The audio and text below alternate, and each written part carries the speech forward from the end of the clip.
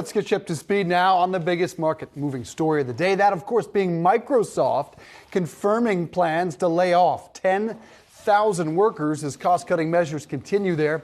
Just the latest tech giant to trim headcount in the face of looming uncertainty and higher rates. CEO Satya Nadella saying in the Davos ahead of the announcement, quote, "No one can defy gravity, and gravity here is inflation-adjusted economic growth."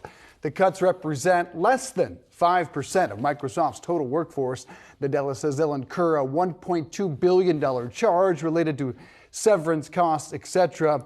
The stock falling today. Instead of cheering layoffs as we usually see in this environment, it largely, obviously, Shauna, has to do with people feeling like, okay, a rough ride ahead for big tech. We'll talk more to Dan Ives ahead about this. Yeah, Dan Ives saying that this is a rip the Band-Aid off moment. We'll hear from him in just a little bit. But Bernstein, when you're talking about the lack of reaction there in the stock, why we're still in the red, off just over 1%. Bernstein saying that given Microsoft's strong margins, the impact of cuts is not likely to really be a huge driver of margin improvement, which is probably why we're not seeing more of a positive reaction in the market today. We'll hear from Microsoft earnings next week. They're expected to report their slowest revenue growth in about 6 years. That really puts it in perspective, the rough ride that technology sector could be in for in the coming months. And remember, like you were saying, these are companies that scaled very quickly during the pandemic. Their headcount grew substantially over the past couple of years. So Microsoft being the latest company